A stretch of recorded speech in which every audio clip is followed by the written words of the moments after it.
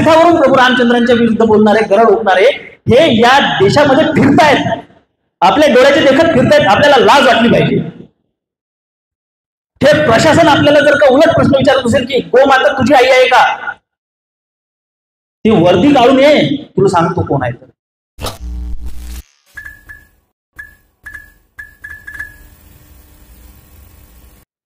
जय श्रीराम, हर हर महादेव. आज दुर्गामाता दौडीची ही जी सांगता आहे आणि मला फार आश्चर्य वाटतं की एवढा बाहेर पाऊस सुरू आहे आणि एवढ्या पावसात सुद्धा मला असं वाटतं की एखादा जो राजकीय कार्यक्रम असतो, राजकीय पुढाऱ्याचा एखादा कार्यक्रम असतो, त्या कार्यक्रमामध्ये लोकांना पैसे देऊन बोलावलं जातं आणि तरीसुद्धा जर का असं वातावरण असलं, असा पाऊस असला तर पाहिजे तशी गर्दी जमत नाही. पण निष्ठा अशी गोष्ट आहे की जी पैशाने विकत घेता येत नाही. आणि जेव्हा मी बाहेर पाऊस सुरू होता, छत्रपती शिवाजी महाराजांच्या मूर्तीजवळ जेव्हा लोक जमत होती, तेव्हा मला असं वाटलं एवढ्या पावसामध्ये अशी कितीशी संख्या तिथे असणार आहे. पण मला विनोदजी बोलले की बाबा आज पावसामुळे संख्या कमी आहे. जर पाऊस नसता तर ही संख्या किती असती, याचं मला आश्चर्य वाटतं की एवढ्या पावसात सुद्धा तुम्ही सगळेजण इथे आलात. दुसरी गोष्ट म्हणजे की आपण आता आजचा जो विषय आहे की सध्याची हिंदुत्वाची स्थिती काय आहे, आपण 3-4 घोषणा इथे दिल्या आहेत छत्रपती शिवाजी महाराजांना हार घालताना. पहिली होती छत्रपती शिवाजी महाराज की जय, धर्मवीर छत्रपती संभाजी महाराज की जय, आणि गौ माता की जय सुद्धा आपण त्याच्यामध्ये म्हणालो. आपण हे राष्ट्र, भारत माता, धर्म, गोमाता, छत्रपती शिवाजी महाराज आणि छत्रपती संभाजी महाराज या सगळ्या संकल्पना एका धाग्यात होणारी किंवा या सगळ्या संकल्पना परस्पर पूरक मानणारी आपण लोक आहोत. की राष्ट्र टिकलं, धर्म टिकला तर राष्ट्र टिकेल, गोमाता टिकली तर धर्म टिकेल. आणि हे धर्म, राष्ट्र, गोमाता या सर्वांना टिकवण्याचं, वाचवण्याचं काम जे केलेलं आहे ते छत्रपती शिवाजी महाराज, धर्मवीर छत्रपती संभाजी महाराजांनी केलेलं आहे. ह्या संकल्पनेवर आपण चालतो, ज्याच्यामध्ये काही गैर नाही आहे, जे योग्य आहे, अतिशय योग्य आहे. हे राष्ट्र जो स्वतःचं म्हणतो ना, त्या व्यक्तीला या राष्ट्रामध्ये असलेला जो धर्म आहे, हिंदू धर्म आहे, धर्माशिवाय राष्ट्र ही संकल्पना आपण मांडू शकत नाही. आणि या धर्माचा जो पायाभूत आपल्या ज्या मौलिक तत्वांमधली एक आहे आपली गौमाता, ज्याला आपण जगतजननी म्हणतो, ती विश्ववंद्य गौमाता ही सुद्धा आपल्या धर्माचा एक अविभाज्य भाग आहे. या संकल्पनांच्या व्यतिरिक्त ही राष्ट्रीय संकल्पना असू शकत नाही. ही खूप बेसिक आणि मूलभूत या संकल्पना आहे. पण आजची स्थिती जी आहे समाजामध्ये, प्रशासनामध्ये, अशा पद्धतीची परिस्थिती आहे का? आपण म्हणतो की बाबा हिंदुत्वादी सरकार आपल्या सत्तेमध्ये बसलेलं आहे आणि आपली अपेक्षा असते की बाबा ह्या सरकारने आपल्याला या गोष्टींसाठी समर्थन करावं, आपल्याला या गोष्टीसाठी आपली पाठराखण करावी. पण दुर्दैव बघा काय आपलं की परवाची घटना जळगावमधली, तुम्हाला माहीत असेल की पाकिस्तानचा झेंडा काढला. आता सुद्धा आपल्या इथं काढला, आपण तो झेंडा तोडून आलो. त्या झेंड्याची आपण फार राखण चाललेली होती, त्याच्यावर छत्री वगैरे धरलेली होती की बाबा तू बोलू नये म्हणून. मी म्हटलं हे बळीच्या बोकडासारखं आहे की बाबा त्याला खाऊन पिऊन मोठं करायचं, नंतर कापायचंय. तर त्या झेंड्याला तोडून आपण पुढे येतो. आपण त्या पाकिस्तानचा तिथे तो निषेध वर्तवतो आणि त्याने आतापर्यंत जे कृत्य केलेलं आहे त्या कृत्याचा तो निषेध आहे. पण जळगावमध्ये एका महिलेला नोटीस आली पोलिसांची की तुम्ही पाकिस्तानचा झेंडा बनवला कशासाठी, रेखाटला कशासाठी. हा एक विषय झाला. दुसरा विषय, भोकरदनमध्ये आनवी तालुक्यामध्ये एका मंदिरामध्ये सतत 2 दिवस मांसाचे तुकडे फेकले. शक्यता आहे की ते गोमांसाचे तुकडे होते. दुसऱ्या दिवशी, म्हणजे पहिल्या दिवशी पोलिसांनी टाळाटाळ केली, तर दुसऱ्या दिवशी ते टाकणाऱ्यांची हिंमत एवढी वाढली की त्यांनी त्या मंदिराच्या कुलपाला, पोलीस बंदोबस्त हटल्यानंतर त्या कुलपावर मांसाचे तुकडे आणून ठेवले की बाबा येणाऱ्याला पहिल्यांदा ते मांसाचे तुकडे दिसले पाहिजे. त्याच्यावर कारवाई म्हणून तिथे एक कासार समाजाचा, हिंदू समाजाचा मुलगा संशयित म्हणून पोलिसांनी पकडला. पोलिसांना माहित आहे, तुम्हाला माहित आहे, सगळ्यांना माहित आहे की बाबा हे कृत्य कोणी केलेलं आहे. त्याला कारण सांगितलं की बाबा हा CCTVत दिसला तिथून येता जाताना. नंतर हिंदू समाजाने तिथं मोठ्या संख्येने मोर्चा काढल्यानंतर मग त्याला बाबा आम्ही जमानत देऊ, हे प्रकरण शांत करा. तिथं एक मोठा कार्यक्रम झाला. तिथे संग्राम बापू भंडारे वगैरे यांचा हिंदू समाजाने बोलून तिथे निषेध सभा वगैरे घेतली. पण तरी सुद्धा प्रशासनाने त्या मुलावरचे आतापर्यंत तरी गुन्हे मागे घेतलेले नाहीये आणि खऱ्या आरोपींना अजूनपर्यंत त्यांनी पकडलेलं नाही. हे 2 प्रकार झाल्यानंतर तिसरा प्रकार जो मी अलीकडेच जो अनुभवला तो म्हणजे आपल्या आपल्या गेवराई तालुक्यामध्ये, गेवराईच्या तिथल्या पोलीस स्टेशनला एक PI आहे. मी त्यांचं सगळं ते कच्च्या चिट्टा बाहेर काढत, त्याला अजून वेळ आहे, त्याचे सगळे असे ताकदीने सगळे आपल्याला पुरावे आले पाहिजे. तो व्यक्ती जेव्हा मुलं गोरक्षक काही गुन्हा नोंद करायला जातात ना, तो घड्याळ, चष्मा पासून मोबाईल पर्यंत सगळं बाहेर काढायला लागतो आणि आतमध्ये गेल्यानंतर आई बहिणीवरून गोरक्षकांना शिवाय देतो. PI आहे, PI ला शेरी आहे, कपाळाला टिळा असतो, लक्षात, मुसलमान नाही. त्या पोरांनी तक्रारी केल्या, SP ऑफिसला तक्रार दिली. एका किराणा दुकानामध्ये 12,500 रुपये त्याची गाडी पकडल्यानंतर भरायला लावले आकसापोटी. SP ऑफिसला तक्रार केल्यानंतर SP म्हणते की किराणा दुकानामध्ये पैसे भरायला लावले, हे काही पुरावा असू शकत नाही.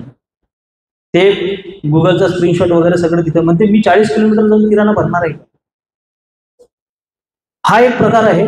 तिथं आताही मुलांना आपल्या फसवलंय, अडकवलंय एका खोट्या केसमध्ये. त्याची बातमी पुढारीमध्ये छापून आणली की बाबा गोरक्षकांचा बनाव करून गाड्या अडवण्याचा प्रयत्न वगैरे अशी. आणि चौथं प्रकरण जे काल परवाच्या दिवशी रात्री मला समजलं संभाजीनगरचं, की एका बैलाला JCBनं फाशी देण्यात आली चौकात. अजूनही त्या आरोपींवर सुद्धा गुन्हा नोंद करण्यामध्ये टाळाटाळीची भूमिका सुरुवातीला पोलिसांनी घेतली आणि नंतर गुन्हा टाकल्यानंतर त्या मुलाला, ज्या मुलांनी ते कृत्य केलं त्यांना टेबल जामीन मिळाला. कारण की हा जामीन पात्र गुन्हा आहे. आता हे 4 प्रकार हे या 4-5 दिवसातले आहेत. वरून तुम्ही आय लव्ह मोहम्मद हा प्रकार पाहत आहे, त्याच्यावर किती कुठे कुठे दंगली होत आहेत, काय होत आहेत. आणि दुर्दैवाची गोष्ट अशी आहे की एक महिला, आता मी व्यासपीठावर आहे आणि इथे छत्रपती शिवाजी महाराज ज्यांची मूर्ती इथे आहे, भारत मातेची मूर्ती इथे आहे, म्हणून मी शब्द वापरणार नाही, तिला महिला म्हणावं. आणि इथे सुद्धा माता भगिनी बसलेल्या आहेत. महिला म्हणावं या पात्रतेची ती मुलगी नाहीये आणि ती येऊन हिंदूंची आहे. म्हणजे शक्यता कमीच आहे हिंदूंची असायची, पण तिचं नाव हिंदू आहे. कदाचित काही दुसऱ्यानंच कर्तव्य केलेलं असत. आणि ती सांगती आहे की बाबा क्या फर्क पड़ता है, I love Muhammad is equal to I love Jesus, I love Muhammad is equal to I love मेरा भगवान, आई लव महादेव, ये सब एक ही है म्हणते. इनको इस पे भी तकलीफ है. अरे तकलीफ कोणाला आहे? तकलीफ आहे की आय लव्ह मोहम्मदच्या नावाखाली ही लोक दंगली करतायत, पोलिसांना मारतायत. पोलिसांना मारल्याच्या घटना तुम्ही बघितल्या असतील. आणि मला प्रशासनाचं या गोष्टीचं आश्चर्य वाटते की त्यांच्या काठ्या गोड आणि आमची भाषणं कटू, आमचं बोलणं सुद्धा प्रशासनाला कटू वाटतं. जा तुझ्याच्यानं काय उपटायचं ते उपटून घे, तुला काय करायचं, तू एकटा हिंदू आहे का, तू आम्हाला शिकवतो का, तू आम्हाला कायदा सांगतो का, ही प्रशासनाची आपल्यासोबतची भाषा. आपल्या इथे खूप चांगली परिस्थिती आहे पुण्यामध्ये. जसं जसं तुम्ही विदर्भ मराठवाड्याकडे जाल तिथं गोरक्षकांना इतकी निम्न दर्जाची वागणूक दिली जाते, हिंदू धर्मरक्षकांना एवढी निम्न दर्जाची वागणूक दिली जाते समाजाकडून आणि प्रशासनाकडून सुद्धा. आणि बुद्धिजीवी विचारवंत त्या लोकांना म्हटलं जाते जे सकाळ दुपार संध्याकाळ 3 वेळा डॉक्टरनं प्रिस्क्राईब केल्याप्रमाणे हिंदू धर्माला शिव्या देतात. जेवढ्या बिंबीच्या देठापासून तो भिडे गुरुजींना शिव्या देणार ना, तो तितका मोठा विचारवंत.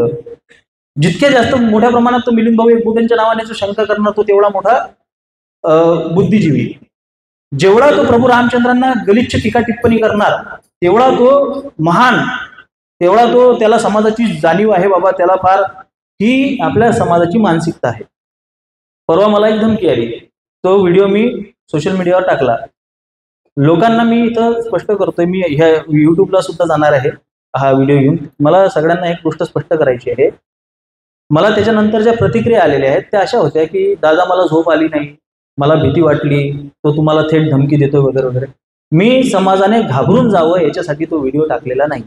ही मला आलेली पहिली धमकी नाही आहे, अशा सर्रास येत राहतात. माझा धमकीचा ऑडिओ टाकण्याच्या मागे एकच उद्देश होता की या लोकांच्या मनामध्ये हिंदू धर्माबद्दल, प्रभू रामचंद्रांबद्दल किती प्रमाणात तिरस्कार आहे. आणि मला लोकांकडून, समाजाकडून अशी अपेक्षा होती की त्याच्या आईला कोण आहे रे तो, जो म्हणतोय की रामाचं नाव घेऊ नका, मला तो म्हणतोय की बाबा ते रामाचं नाव वगैरे घेतलं तर जीवाला धोका आहे. अरे आपण हिंदुस्थानात राहतोय ना, ही उद्विग्नता, हा राग, हा द्वेष मनात निर्माण झाला पाहिजे, ही माझी अपेक्षा होती. की मला असं, अरे दादा कोण आहे तो, कोण आहे तो भाळखाऊ जो म्हणतोय की प्रभू रामचंद्रांचं नाव घ्यायचं नाही, चांगलं सोडून द्यायचं, चांगली सोलवटून काढू, ही अपेक्षा होती ना माझी. पण त्याच्या बदल्यात आपला समाज किती भेदरलेला आहे, घाबरलेला आहे. बघा मला फोन कसे आले, दादा मला रात्रभर झोप आली नाही, तुमच्याकडे डबल बॅरल आहे का हो, तुम्ही एखादं फायर आर्मचं लायसन काढून घेता का, तुम्ही सुरक्षा घेता का. अरे हा देश हिंदूंचा, इथे हिंदू बहुसंख्य, हा राम आपला आहे, आणि त्याच्यात कुठला भडवा 56 बापाची अवलाद फोन करून म्हणतीये की रामाचं नाव घेतलं तर तुमच्या जीवाला धोका आहे, त्याच्यावर पेटून उठायच्या ऐवजी जर का आपण म्हणू की दादा तुम्ही संरक्षण घ्या, तर तू आहे आपल्या जीवनावर. लाज वाटली पाहिजे आपल्याला हिंदू म्हणून. त्या प्रशासनाला मी सांगतोय, हा देश आमच्या बापाचा आहे, हे आमच्या बापाची जहागीर आहे. त्या प्रशासनाने आम्हाला नाही शिकवायचं की तुम्ही हिंदू आहेस का, तुझीच गोमाता आहे का. अजून मारामारायची भाषा केली नाही, फाडून निघालं पाहिजे आपण त्यांना. त्या तलवारी आपल्याला दांडिया खेळायसाठी दिलेल्या नाहीये, आता पाणी डोक्याच्या वरून जात आहे. 4 घटना जर काही 8 दिवसात घडू शकतात तर लाज वाटली पाहिजे हिंदू म्हणून आपल्याला. हे भडवे, हे रामाला शिव्या देणारे, व्यासपीठावरून प्रभू रामचंद्रांच्या विरुद्ध बोलणारे, गरड ओकणारे, हे या देशामध्ये फिरतायत, आपल्या डोळ्याचे देखत फिरतायत. आपल्याला लाज वाटली पाहिजे. हे प्रशासन आपल्याला जर का उलट प्रश्न विचारत असेल की गोमाता तुझी आई आहे का, ती वर्दी काढून ये, तुला सांगतो कोण आहे. डबल बॅरलची बंदूक बगली दाबून मारून मी त्याला समोरच्याला, फक्त मला ना जमानतदार भेटला पाहिजे. रक्त खवळत नाहीये आपलं, जीव खवळत नाहीये. माझ्यावर एकदा हल्ला झालेला आहे, काय फरक पडला. अरे मरा मारण्यासाठी जिवंत जन्म आहे आपला. हतो वा प्राप्सिसी स्वर्गम जित्वा वा भोक्षसी महिम तस्मात उत्तिष्ठ कौंतेय युद्धाय कृतनिश्चया. युद्ध करण्यासाठी जन्म आहे आपला, हाच धर्म आहे. कोण भवा म्हणतोय तुम्हाला की दया, शांती, क्षमा, करुणा. दया तिचे नाव भूतांचे पारणं आणि निर्धाराला कंटकांचे. या कंटकांना अफजल खानचा कोथळा बाहेर काढणे ही दया आहे. अफजल खानाचा कोथळा बाहेर काढणे ही दया आहे. करा शास्त्रार्थ, बसा आमच्यासोबत. आम्हाला ना शस्त्र आहेत ना आम्हाला शास्त्र आहे. आमच्यासोबत शस्त्र आहेत, ती बोथळ आहेत, आम्हाला वागवायची परवानगी नाहीये. त्यांच्याकडे AK-47 आहेत आणि आम्ही अजूनही आमच्या दरवाजाला धार लावत बसलो. एका मुस्लिम मोहल्ल्यामध्ये बावरलेला सांड घुसला, त्याला मारण्यासाठी त्यांनी डबल बॅरल पासून त्या AK-47 पर्यंत बंदुकी काढल्या. आज आपल्या घरामध्ये साप निघाल्यानंतर आपल्याला मारायला काठी आहे का, हा प्रश्न आपण स्वतःला विचारला पाहिजे. हिंदूंचं दुर्दैव आहे बहुसंख्यत्व. आपण बहुसंख्या आहो, आपण प्रस्थापित आहोत, आपलं दुर्दैव आहे. अल्पसंख्याक झाल्याशिवाय आपल्याला अकली येणार नाहीये. आता मला थोड्या वेळा आधी हिंदू जागरणचे व्यक्ती भेटले की लव्ह जिहादच्या संदर्भामध्ये त्यांनी मला सांगितलं स्वाक्षरी मोहीम सुरू आहे, कायदा करायचा आहे. चांगली गोष्ट आहे, एक चांगलं हे आहे, इनिशिएटिव्ह आहे. पण मला हे दुर्दैव वाटतं मित्रांनो, खरं सांगतो की आपल्याला कायदा करावा लागतो लव्ह जिहादच्या विरोधात. तुम्हाला वाटत नाही का? आम्ही आमच्या मुलींना जर का हे शिकवण देऊ शकत नसू की बाबा ते बडे भाई का कुर्ता, छोटे भाई का पैजामा, खाली 4 वरती 56 72, त्यांच्या नादी लागू नका, हे जर का आम्ही आमच्या मुलींना घरात शिकवत नसू आणि आमच्या मुली जर का त्यांच्या प्रेमात पडत असतील. एकदा मी बजरंग त्यांच्या पोरांसोबत बसलेलो होतो, तिथे आमच्या एका मित्राला फोन आला आणि म्हणतोय की दादा ती जी मुलगी आहे ना ती आज परत त्याला भेटायला गेली. अच्छा कोण रे? तो म्हणते दादा त्याची बहीण आहे. त्याची बहीण त्याला भेटायला गेली, हा आम्हाला फोन करून सांगतोय. अरे तुमच्या बहिणीच्या मागं काठ्या घेऊन फिरायचं का आम्ही? एका श्रीमंत बापाला आम्ही भेटलो, त्याला सांगितलं की तुमची मुलगी इंस्टाग्रामवर त्या अब्दुल सोबत फोटो टाकते, दे आर जस्ट फ्रेंड्स, तुम्ही त्याचा भाऊ करू नका. सडकून काढायला पाहिजेत नाही बाप, बरोबर आहे. आणि आम्हाला सांगतात की मुलींना इस्लाम शिकवा. काही गरज नाही इस्लाम शिकवायची, मुलींना धर्म शिकवा, स्वधर्म शिकवा ना पहिले. दुसऱ्याचं लंगडा आहे ते कशाला दाखवायचं आहे? आमचं सुद्धा आहे ते दाखवा ना. त्याच्या धर्मावर प्रेम असलं पाहिजे ना. स्वतःच्या धर्माबद्दल त्याला आपुलकी असली पाहिजे, जिव्हाळा असला पाहिजे. आपुलकी जिव्हाळा असल्यानंतर त्याच्यामध्ये प्रेम जागृत होईल. प्रेम जागृत झाल्यानंतर त्याच्यामध्ये रक्षणाची भूमिका भावना येईल. छोटे छोटे बहीण भाऊ असतात आणि भाऊ थोडासा मोठा असतो, बहीण थोडी लहान असते, किंवा बहीण मोठी असते, भाऊ लहान असतो. त्याला तुम्ही असं म्हणा की मी तुझ्या भावाला घेऊन जातोय, किंवा साधा कुत्रा अंगावर धावून येऊ द्या, तो त्याच्या बहिणीला मागे करतो. तुम्ही पाहिलंय ना. तो याच्यासाठी करत नाही की तो शूर आहे, तो याच्यासाठी करतोय की त्याचं त्याच्या बहिणीवर प्रेम आहे. आपण रामाला पुढे करतो, हे घ्या रामाला शिव्या द्या, आणि मग आपण एक्सक्यूज देतो एकामेकाला. अरे दुखावल्या गेलेली आहेत ती लोक, 5,000 वर्ष झाले त्यांना त्रास झालाय. देऊ दे की थोड्या शिव्या रामाला. राम समर्थ आहे, राम सक्षम आहे. जी लोक सांगतात की धर्मरक्षण करणारा तू कोण, तुझा राम सक्षम आहे, धर्म तुझ्यामुळे वाचलाय का, त्याला तिथंच झोडपा भडव्याला. जर का अर्जुनाने असं म्हटलं असतं की धर्मरक्षण करणारा मी कोण, तुम्ही पूर्णावतार परमात्मा माझ्या सोबत आहात, माझ्या रथाचं सारथ्य करता, तुम्ही सुदर्शन घ्या ना, तुम्हीच फिरवा ना तुमचं सुदर्शन. बरोबर आहे. पण अर्जुनाला कृष्ण काय म्हणतायत की तो धर्म तुझा आहे, तुला त्याचं रक्षण करायचं. आज आपल्याला धर्माच्या नावाखाली सगळी रसमिसळ सांगितली जाते. काहीतरी विचित्र असा धर्म सांगितला जातोय आपल्याला. हाही तोच आहे, तोही तोच आहे, ईश्वर अल्लाह तेरो नाम. बरोबर आहे. बरं ठीक आहे, आम्ही मान्य करू ना, अल्लाह देवे अल्लाह दिलावे, जगद्गुरु तुकोबारायांचा अभंग आहे, ठीक आहे ना, आम्ही म्हणू त्याला. फक्त हे अल्लाह देवे अल्लाह दिलावे आम्हाला मस्जिद म्हणू त्याकडे. बरोबर आहे. हे एकतर्फी प्रेम कामाचं नाही. थोडं आपल्याला व्यावहारिक बनावं लागेल, थोडं रॅशनल बनावं लागेल आपल्याला. जगद्गुरु तुकोबारायांच्या बद्दल खूप डबल स्टँडर्ड आहे. हे सांगतात पण ते सांगत नाही संता नाही मान देव मानी मुसलमान. तुकोबारा हे पण बोललेत, सर तुका म्हणे नाही संतांची मर्यादा निंदे तुझी निंदा माय जावा, हे पण बोललेत. मग तुकाराम महाराजांचं फक्त ते तुम्हाला जे पटतं तेवढं ते त्याचं ते फिल्टर करून तुम्हाला दाखवायचं, तुम्हाला सांगायचं. छत्रपती शिवाजी महाराजांच्या बाबतीतही सगळ्या जाती धर्माचं सैन्य होतं, सगळ्या जाती. 12-13 नावं निघत नाहीत मुसलमानांची. कोण बोलतोय सगळ्या जाती धर्माची लोक होती. बरं जे आहेत ते पण फितूर झालेत भविष्यात. पण तरी सुद्धा जी लोक अशी म्हणतात की छत्रपती शिवाजी महाराज सेक्युलर होते, त्या लोकांना व्यासपीठ भेटतं. तुम्ही मला कधी पाहिलं पॅनल डिस्कशन मध्ये टीव्हीवर? माझी 3दा बाईट घेतली होती एबीपी माझ्यावाल्यानं. तिसऱ्यांदा मी त्याला बोललो की तू माझी बाईट घेतो, दाखवत तर कधी नाही. तो म्हणते आमच्या हातात बाईट घेणं असते, वरते आम्हाला नाही म्हणतात म्हणजे दाखवायला. म्हणजे वरती ते कॅन्सल करतात. काय त्याचं कारण असतं? कधी कुठल्या कॉन्क्लेव्ह मध्ये, कधी कुठल्या यांच्या मोठ्या मोठ्या व्यासपीठांवर मी नसणार, तुम्हाला सांगतो. कारण की माझं बोलणं बोचतं लोकांना, टोचतं. जास्तीत जास्त सगळ्यात जास्त मला शिवप्रतिष्ठान हिंदुस्थान, समस्त हिंदू आघाडी आणि अशा पद्धतीचे सनातन असेच लोक बोलवतात ज्यांना अग्रेसिव्ह म्हणून समाजात ओळखले जातात. कारण की बाकीच्या सोफिस्टिकेटेड गोड गोड बोलणाऱ्या लोकांना, सगळ्यांच्या गुडबुक मध्ये ज्यांना राहायचं, हाही चांगला तोही चांगला, हाही आपला तोही आपला, त्यांना सचिन पाटील नको आहे. कारण की सचिन पाटील म्हणतोय की धर्म तुमच्या बापाची जागीर नाही आहे, ते घरी बनवलेले पोहे नाही आहेत की बाबा थोडंसं मीठ टाका, थोडेसे आटे में नमक जितना जीव चलता है. माझं म्हणणं आहे की धर्म धर्म आहे, त्याला तुमच्या सोयीनुसार वेळं वाकडं करू नका. तुला मटण खायचं आहे भडव्या, तर तू त्याचे दाखले रामायणात नको शोधू की रामपण मांस खायचा आहे. बरोबर आहे. राम राम आहे, कृष्ण कृष्ण आहे. तुला तुझी चंगळ करायची, तू सांग की बाबा मला धर्म मान्य आहे, पण मला माझे जिभेचे चोचले मला पुरवायचे आहेत. तू धर्म नको बदलू. मांस खाता हौस करी वैरी जोडून ठेविला, जगद्गुरु तुकोबारायांनी सांगितलेलं आहे. ज्याला खायचंय त्याने खावं, पण त्याने सांगावं की मी आदर करतो वारकरी संप्रदायाचा सुद्धा, पण मला माझी ही हौस आहे. राजू परुळेकर सारखा हलकटपणा करू नये की वारकरी संप्रदायाला मांसाहार चालतो, कोण सांगितलं चालत नाही. जातीनं तोडवला पाहिजे तो. आपल्या धर्माची मौलिक तत्व कोणालाही बदलण्याचा अधिकार नाही. धर्माची जी मौलिक तत्व आहेत ती आहेत, ती तशी आहेत, तशीच आहेत, ती तशीच असली पाहिजेत. कोणाचा बापही याला येऊन बदलू शकत नाही.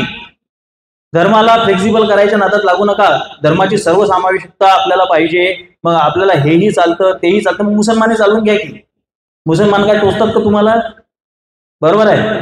काय होतं त्यांना रामाला क्रिटिसाइज केलं तर, काय होतं त्यांना कृष्णाला शिव्या दिल्या तर, पण तो आपल्या धर्माचाच भाग आहे, त्याला आपल्याला घ्यावं लागेल. कशाला घ्यावं लागेल?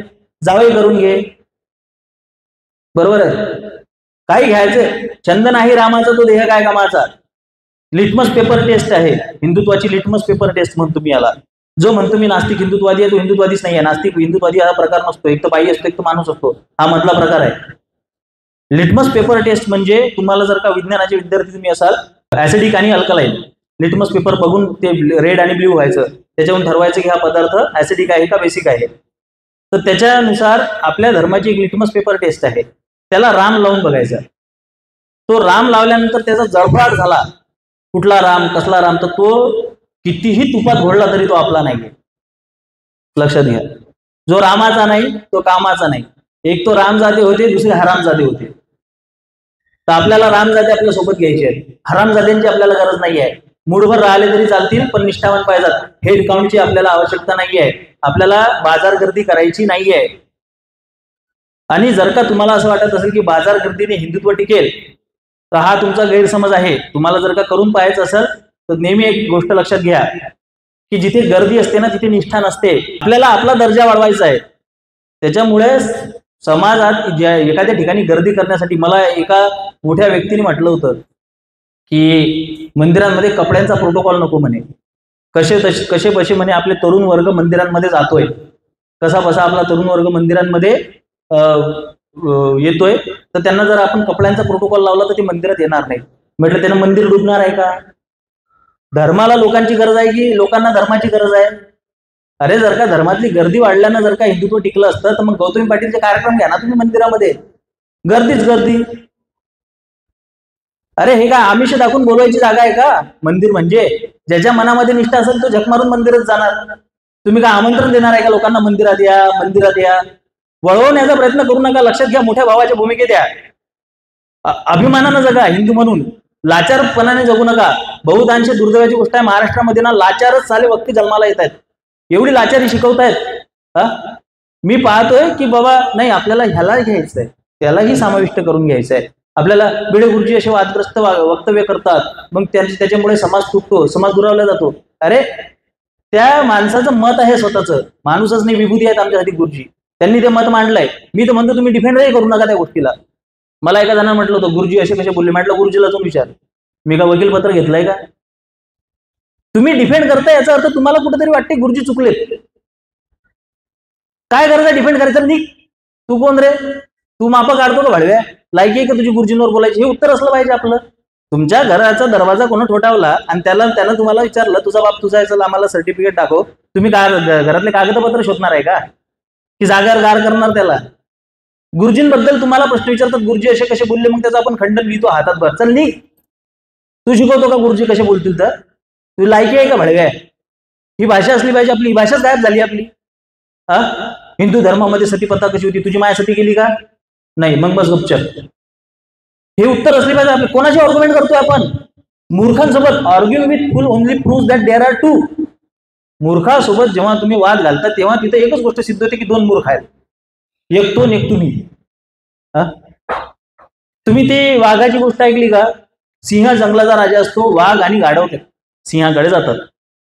आता गाढव म्हणतंय की ही जी हे आहे घास, काय म्हणतो आपण त्याला, गवत हे लाल आहे असं गाढव म्हणतोय, आणि वाघ म्हणतोय गवत हे हिरवं आहे. त्या दोघांची आर्ग्युमेंट होते. मग ते सिंहाकडे जातात. तर सिंह काय म्हणतो माहित आहे का? या वाघाला शिक्षा द्या. गाढवाचं बरोबर आहे, गवत लाल आहे. मग त्या वाघाला फटके बसतात. फटके बसल्यानंतर वाघ विचारतो गवत तर हिरवं असतं राव, तुम्ही जंगलाचे राजे, तुम्ही खोटा निर्वाळा केला. तर तू काय मूर्ख आहे का गाढवाच्या नादी लागला? आपण हे गाढवाच्या नादी का लागतोय मला समजत नाही. तुम्हाला माहित आहे गवत हिरवा आहे, मला माहित आहे गवत हिरवा आहे, तुम्हाला माहित आहे तुमचा धर्म कसा आहे, मला माहित आहे माझा धर्म कसा आहे. आपण बसलो त्यांना खंडन देत, आपण बसलो त्याचं हृदय परिवर्तन झालं असतं ना तर श्रीकृष्णाने दुर्योधनाचं हृदय परिवर्तन केलं असतं. आणि निर्दळाने कंटकांचे काही लोकांना मारूनच आपल्याला त्यांना तुका म्हणे त्याचे दंड नाही ताडणाचे, अशा मूर्खांना झोडपावंच लागतं. तुम्ही काय त्याचं ते मठ्ठम माणसासोबत तुम्ही ते आर्ग्युमेंट करत बसताय. अरे मला तिसरी चौथीत जे प्रश्न पडायचे ना, देव आहे तर दिसत का नाही, आपल्या समोर का येत नाही, प्रकट का होत नाही, त्याचे प्रश्नांची उत्तर मला 7वी पर्यंत भेटली. या लोकांना अजूनही 30 प्रश्न पडलेली आहेत. मग त्यांना तुम्ही उत्तर देतात म्हणजे तुम्ही 4थी 5वीतल्या पोरांना ती उत्तर देतात. तुम्ही 4थी 5वीची मानसिकता असलेल्या व्यक्तीसोबत तुम्ही आर्ग्युमेंट करताय. ते करण्याची आवश्यकता आहे का आपल्याला? आपण मोठ्या भावाच्या भूमिकेत का येत नाही? आपलं भविष्य कसं असेल? हे फार दुर्दैवाची दुर्भाग्याची गोष्ट आहे की आपलं भविष्य कसं असेल. आपल्यावर फॉरेन कल्चर आपल्या डोक्यावर थैमान घालते. लहान मुलांना ज्या पद्धतीनं आपण शिकवतोय, ज्या पद्धतीनं आपण वाढवतोय, अत्यंत दुर्दैवी आहे, दुर्भाग्यपूर्ण आहे. मी सतत सांगत असतो की आजकालची हे एज्युकेशन सिस्टीम पासून तर सगळ्याच गोष्टी ह्या अत्यंत दुर्भाग्यपूर्ण आहेत. मुलांना इतक्या वेळपर्यंत शाळा, त्यांना होमवर्क, त्यांना हे आपल्याला असं वाटतं की तो कॉम्पिटिशन मध्ये टिकला पाहिजे, बाळाचे पाय पाळण्यात दिसतात. मला समजत नाही की आयुष्यामध्ये टॅन कॉस थिटा हे कुठं कामात येतं, मला आतापर्यंत समजलं नाही. स्किल बेस्ड एज्युकेशन नाही आहे त्याला, लाईफ एज्युकेशन नाही आहे त्याला, मॉरल एज्युकेशन नाही आहे. आपण मूल्य शिक्षणाचा तास काढून टाकलाय शाळेमधून. मूल्य शिक्षण त्याला दिलं जात नाहीये आणि त्याच्या पाठीवर ओझं टाकलं जाते. लहान झोपतात तरी ती पोरं शाळेमध्ये जाऊन. अरे दादा असं कसं बोलताय? अरे मी काय आळा नाहीये का? मी हायली क्वालिफाईड माणूस आहे आणि मला हे शिक्षण घेऊन समजलंय की शिक्षण एवढं काही, हे मॅकल एज्युकेशन आणि अकॅडमिक एज्युकेशन एवढं काही महत्वाचं नाहीये. लक्षात घ्या. लोक म्हणतात की बाबा त्या राजकारण्यांना सुद्धा पॅरामीटर्स लावा शिक्षणाचे. 10वी पास, ग्रॅज्युएट, तो मिनिमम ग्रॅज्युएट तो असला पाहिजे. अच्छा, हे IAS आणि IPS ग्रॅज्युएट आहेत. CGI आमच्या देशाचे ते तर हायली क्वालिफाईड आहेत. चीफ जस्टिस ऑफ इंडिया काय म्हणतात? जा तुझ्या विष्णूलाच स्वतःच मुंडकं बसून घे. मग हे शिक्षण पाहिजे का तुम्हाला? अशा पद्धतीचे क्वालिफाईड लोक पाहिजेत का? एक हायली क्वालिफाईड महिला, लेडी सिंगम म्हणतात तिला, ती आमच्या समीर दादा सोबत तासभर आर्ग्युमेंट करत बसली होती की कुरान में ऐसा हो ही नहीं सकता, कुरान में गलत कुछ हो ही नहीं सकता. मग हे क्वालिफाईड लोक पाहिजेत का तुम्हाला? हे क्वालिफिकेशन आहे का? हे शिक्षण आहे का? अरे शिक्षणामध्ये धर्माचा अंतर्भाव असला पाहिजे, त्याच्यामध्ये नैतिकतेचा अंतर्भाव असला पाहिजे, त्याच्यामध्ये मूल्यांचा अंतर्भाव असला पाहिजे, त्याच्यामध्ये स्किल असलं पाहिजे, त्याच्यामध्ये कौशल्य असलं पाहिजे, कौशल्य विकास असला पाहिजे. अशा पद्धतीचं शिक्षण सोडून आपण ज्या पद्धतीचं शिक्षण, twinkle twinkle little star, rain rain go away come again another day, काय फरक पडणार आहे त्याने? एक संस्कृतचं सुभाषित, एक संस्कृतचा श्लोक पाठ केल्यानंतर मुलाची जीभ वळते, त्याला खूप छान पद्धतीने बोलल्या जातं, त्याची उच्चार, त्याची वाचा शुद्धता होते, वाचा त्याची स्पष्ट होते. पण कलम 30 आर्टिकल 30 आपल्याला अलो करत नाही शाळेमध्ये संस्कृत शिकवायला, म्हणजे संस्कृत श्लोक शिकवायला, धर्मग्रंथ शिकवायला. हे माहिती आहे का तुम्हाला? संस्कृतचं शिक्षण सुद्धा 9वी पासून आहे. बरोबर आहे. जी गोष्ट लहानपणापासून असलं पाहिजे ती तुम्हाला 9वी पासून दिल्या जाते. हे किती आपल्याला हे भ्रष्ट करण्याचं जे षडयंत्र चाललेलं आहे, हे कॉन्व्हेंटच्या माध्यमातून पिअर प्रेशर आहे. त्याच्या मुलाला घ्यायला बाहेरून गाडी येते आहे, आमच्या मुलाला सुद्धा काहीतरी मोठ्या गाडीमध्ये तो गेला पाहिजे. लहानपणापासून एज्युकेशनल इन्स्टिट्यूशन पासून तुमची मुलं जे बिघडवण्याचं काम सुरू केलेलं आहे. मग आमचे भागवत म्हणतात, मोहन भागवत 3 मुलं होऊ द्या, मग आपण त्याचं समर्थन करतो. 3-4 मुलं होऊ द्या, 3-4 मुलं होऊ द्या आणि सगळे बारामतीला दान करा. लेकरं होऊ द्या आणि त्यांना शिक्षण काय आहे? 5 लेकरं होऊ द्या, 5चे 5 तुमच्या छाताळ्यावर बसतील भविष्यामध्ये आणि तुम्हाला शिकवतील. काही नसतं धर्मगिर्म. बरोबर आहे. आज वृद्धाश्रमांची संख्या का वाढती आहे याचा आपण विचार केलाय का? आपल्या बापांनी आपल्या हातात कधी ज्ञानेश्वरी, कधी गाथा दिली आहे का? हा विचार आपण केलाय का? प्रत्येक पिढी म्हणते की माझ्या पुढची पिढी वाया गेली, प्रत्येक पिढी म्हणते माझ्या पुढची पिढी वाया गेली. बरोबर आहे. पण त्यांच्या पिढीमध्ये असे तरी कार्यक्रम व्हायचे का? हा प्रश्न त्या आपल्या आधीच्या पिढीने स्वतःला विचारावा. 1975 मध्ये हे त्या माऊली ज्ञानोबारायांचं मंदिर फोडायला निघाले होते. कोण? आपले अंधश्रद्धा निर्मूलन समितीवाले. आज जर का त्यांनी तसा प्रयत्न केला तर मारून टाकू आपण त्यांना. छाती ठोक सांगतो मी. मग आपल्या बापजात्यांच्या काळामध्ये हे माऊलीचं मंदिर फोडायला निघाले होते. मग आपले बापजाते काय करते? त्यांना अधिकार आहे का तुम्हाला असा प्रश्न विचारायचा की तुमची पिढी वाया गेली म्हणून? तुमच्या पिढीमध्ये 70 वर्ष काँग्रेसनं राज्य केलं. तुमच्या पिढीमध्ये हे अंधश्रद्धा निर्मूलन समिती सारख्या फुटीरवादी संघटना फोफावल्या. तुमच्या पिढीमध्ये या सगळ्या धर्मद्रोही, देशद्रोही लोकांना तिथं जागा भेटली, त्यांना व्यासपीठं भेटली, त्यांना मोठं करण्यात आलं. तुम्ही आमच्या पिढीला दोष देता की तुमच्या पिढीमध्ये वृद्धाश्रमांचे. अरे तुम्ही वृद्धाश्रमात टाकायच्याच लायकीच्या. तुम्ही आम्हाला संस्कार दिले, तुम्ही आम्हाला धर्म सांगितला, तुम्ही आमच्यापर्यंत ते वारसा आणला. छत्रपती शिवाजी महाराजांबद्दल एक मजेची गोष्ट सांगतो तुम्हाला. हे छत्रपती शिवाजी महाराजांची जयंती वगैरे ह्या सगळ्या गोष्टींचं हे जे हे आलंय ना आजकाल, महाराजांचं जे इतिहास वगैरे हे आपल्या पिढी झालंय. 20-25 वर्षापूर्वी छत्रपती शिवाजी महाराजांचा इतिहास काय होता आणि किती लोकांना माहिती होता हे तुम्ही विचार करा. हे तुम्ही तुमच्या म्हाताऱ्यांना विचारा. एका म्हाताऱ्याचा इंटरव्ह्यू पाहिला मराठवाड्यातला, तो म्हणते निजामाचं राज्य खूप चांगलं होतं म्हणतो. ह्या विचारसरणीचे म्हातारे आहेत आपले. निजामाचं राज्य चांगलं होतं. हे जे दैवत आहे ना, हे जे आज जेवढं सेलिब्रेट करतो ना आपण, हे आजपासून 35 वर्षा अगोदर, 40 वर्षा अगोदर एवढं सेलिब्रेट केलं जात नव्हतं. खेड्यापाड्यांमध्ये तर अजिबातच नाही. राष्ट्रवादी काँग्रेस नावाचा जो शरद पवारांचा जो पक्ष आहे, त्याने छत्रपती शिवाजी महाराजांना कधीच सेलिब्रेट केलं नाही, कधीच नाही. अलीकडे एक राजेंद्र कोंढरेंची मुलाखत दाखवली, त्याच्यामध्ये त्यांनी स्पष्ट सांगितलंय की हे शिवजयंतीची प्रथाच मुळात शिवसेनेनं आणलेली आहे. तर यांच्या पिढीमध्ये छत्रपती शिवाजी महाराजांच्या जयंत्या झाल्या नाहीत आणि हे आपल्याला सांगतात की तुमची पिढी वाया गेली. आणि आपण हेच आपल्या पुढच्या पिढीला म्हणतोय. पण आपण आपल्या पुढच्या पिढीला काय देतोय हा विचार आपण कधी केलाय का? आपण आपल्या पुढच्या पिढीला धर्म देतोय का? आपण आपल्या पुढच्या पिढीला गाथा देतोय का? ज्ञानेश्वरी देतोय का? छत्रपती शिवाजी महाराजांची मूल्य देतोय का? नैतिकता देतोय का? नैतिक शिक्षण देतोय का? स्किल बेस्ड एज्युकेशन देतोय का? या सगळ्या गोष्टी आपण त्यांना प्रॉपर देतोय का? मुली लवजियात करतात, मुली पळून जातात, मुलींच्या डोक्यात खापरं फोडणं लय सोपी आहे रे. पण त्या मुलींना आपण काय शिक्षण देतो हा प्रश्न आपण स्वतःला विचारला पाहिजे ना.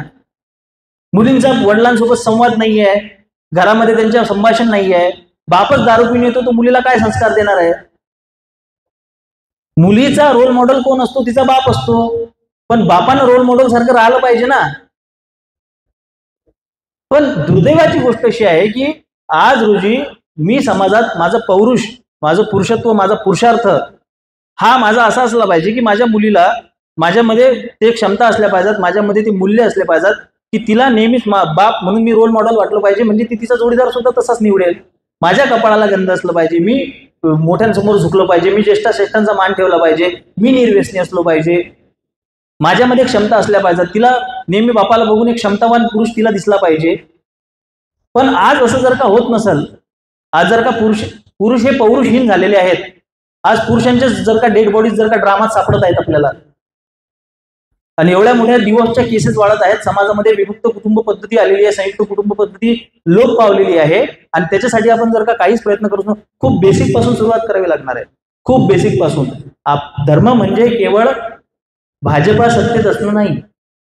धर्म ही संकल्पना मी सकाळी झोपेतून उठल्यापासून रात्री झोपेपर्यंत मी काय धारण करतो, मी कसा जगतो, मी किती वेळा रामनामाचा जप करतो, मी किती वेळा ईश्वराचं नाव घेतो, मी किती वेळा चिंतन करतो, आपल्याला भक्ती मार्ग दिलेला आहे. मी म्हणतो की प्रत्येक एरियामध्ये एक कार्यक्रम सुरू झाला पाहिजे. तो कार्यक्रम असा असला पाहिजे की मुलांनी एका ठिकाणी जमून तासभर तरी रामनामाचा जप करावा. प्रचंड फरक पडतो, प्रचंड परिणाम होतो या गोष्टीचा. आणि होतो म्हणजे होतोच.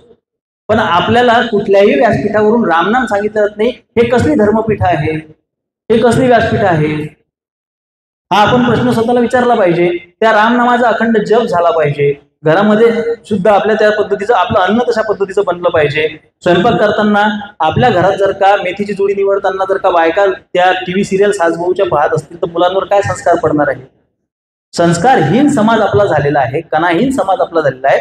संस्कृती, परंपरा, धर्म लोप पावत चाललेला आहे. या रामनामाचा जागर झाला पाहिजे. रामनामाचा जागर झाला तर छत्रपती शिवाजी महाराजांचा खरा जागर होईल. कारण ते शिवाजी महाराजांनी सेक्युलर केलेले आहेत. मी रामाला लिटमस टेस्ट का बोललो? कारण की छत्रपती शिवाजी महाराजांच्या जयंतीमध्ये रंगीरंगी झेंडे नाचतात. रामनवमीमध्ये कधीच नाचू शकत नाही, कारण की राम सेक्युलर नाही होऊ शकत. रामाला सेक्युलर करणं सोपं नाहीये. आणि राम जर का तुम्ही धारण केला ना तर तुम्ही छत्रपती शिवाजी महाराजांचं खरं स्वरूप, तुम्ही त्या खऱ्या स्वरूपाचं तुम्ही जागरण करू शकाल.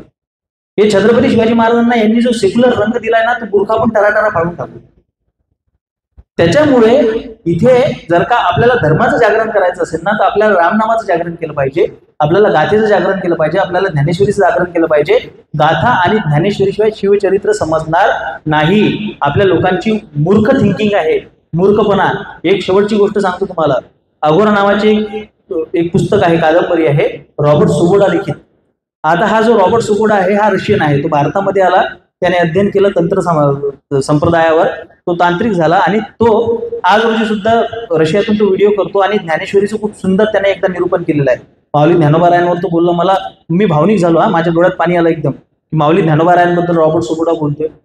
आता त्या अघोरा पुस्तकाची समीक्षा लिहिलेली होती एका ठिकाणी, आणि ती समीक्षा लिहिलेली असताना त्याच्या खाली ना एका मुलाची कमेंट होती. त्या मुलाची प्रोफाईल मी बघितली, तो धारकरी होता.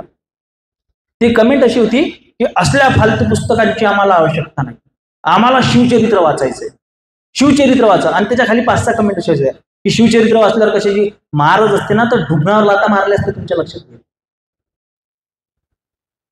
अरे संपूर्ण जगाचं ज्ञान घ्यायचं आहे आपल्याला तर शिवचरित्र समजेल. हे डोक्यातून काढून टाका की केवळ शिवचरित्र जे शकावली, सभासद बखर, त्यानंतर काही कागदपत्र आणि परमानंद नेवस्करांचं शिवभारत, याच्या बाहेर एवढंच वाचायचं तुम्हाला आयुष्यभर, हेच करायचं. अरे महाराजांनी जर का स्वतःला असं संकुचित केलं असतं तर ते स्वराज्याची स्थापना करू शकले असते का? आपल्याला विस्तृत व्हावं लागेल, आपल्याला ग्लोबल व्हावं लागेल. संपूर्ण जगामध्ये काय चाललेलं आहे त्याच्यामुळे मी खूपदा जेव्हा म्हणतो की बाबा गाथा ज्ञानेश्वरी म्हणतात नाही दादा शिवचरित्रचं जागर आपल्याला करायचं आहे. मला एक जण भेटला होता धर्मजागरणचं काम करायचं, तो म्हणे नाही ते बलोपासनेपर्यंत ठीक आहे पण हे गाथा ज्ञानेश्वरी नाही आपल्याला अरे बाळा, गाथा ज्ञानेश्वरी बेस आहे. आपण गाथा ज्ञानेश्वरी सोडून शिवचरित्राची उभारणीच करू शकत नाही. धर्म सोडून तुम्ही धर्मसंस्थापकाबद्दल कसं बोलणार? ज्या व्यक्तीने धर्माची पुनर्स्थापना केली, ज्या व्यक्तीने धर्म जिवंत ठेवला, ज्याच्यामुळे मंदिराचे कळस आहेत, दारावरचे तुळस आहेत, डोईवरचे पदर आहेत, त्याने ते तसं का केलं, ते काय आहे, तो खजाना काय आहे, तो धर्म काय आहे, तोच आम्ही समजला नाही समजा, तर मग आम्ही शिवाजी महाराज करणारे लोकांना कशा पद्धतीने आम्ही समजून सांगणार आहे शिवाजी महाराज? की ज्याच्यासाठी महाराज जगले तीच गोष्ट आम्हाला माहिती नाही, त्याची गरज नाही, आम्हाला फक्त महाराज समजले पाहिजेत. एक लक्षात घ्या की आपण कशावर एम्फेसिस केलं पाहिजे. महाराजांनी धर्मजागरण केले, धर्माचं संरक्षण केलंय, ते याच्यासाठी नाही की तुम्ही महाराजांचा धर्म करावा. आणि आपण इथंच चुकलो म्हणून मराठा सेवा संघासारख्या संघटनांनी फायदा घेतला आणि महाराजांचा धर्म केला आणि शिवधर्माची स्थापना केली. कारण की मूळ धर्मच विसरला ना आपला समाज, की महाराजांनी जो धर्म राखलाय तोच धर्म सोडून दिला. निवृत्ती महाराज वक्ते, भीष्माचार्य निवृत्ती महाराज वक्ते शिवी बोलायचे आणि ते म्हणायचे की बाबा हे जर का करायचं असतं तर हे छत्रपती शिवाजी महाराजांनीच केलं असतं ना शिवधर्म. तुमची वाट पाहिली असती का?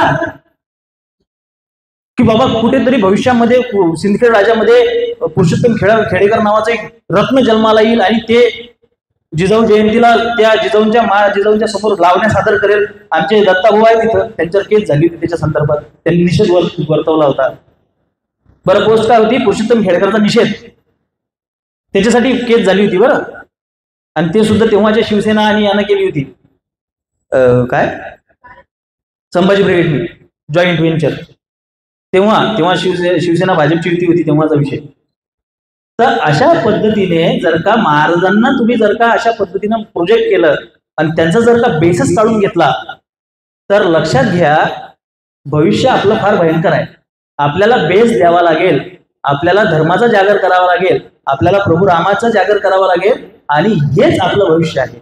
आपण जितकं धर्मावर प्रेम करू, आपण भविष्यात आपली पिढी जेवढी धर्मप्रिय बनवू, तेव्हा कुठं आपण प्रशासनाला छाती ठोक सांगू शकू की हा माझा देव, हा माझा देश, हा माझा धर्म. आणि हेच आमचं हेची करणे काम बीज वाढवावे नाम, हेच आम्हाला काम करायचं. आणि हेच काय धर्माचे पालन करणे पाखंड खंडन. तुकोबाराय पुढे काय म्हणतात की हेची करणे काम बीज वाढवावे नाम. या रामनामाचा जागर करणं हाच धर्म आहे.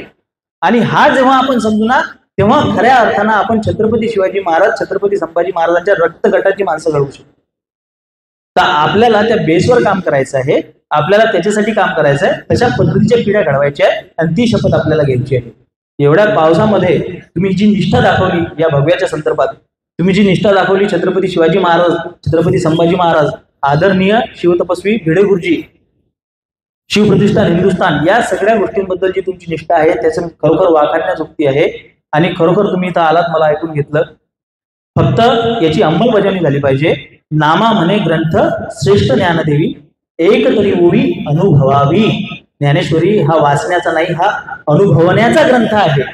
तर ही ज्ञानेश्वरी जेव्हा, ही गाथा जेव्हा आपण अनुभवातून जगू ना, तेव्हा वेगळं काही हिंदू राष्ट्र करण्याची आपल्याला गरज नाही. आपोआप हे राष्ट्र हिंदू राष्ट्र म्हणून घोषित होईल. धन्यवाद. जय श्रीराम. हर हर महादेव.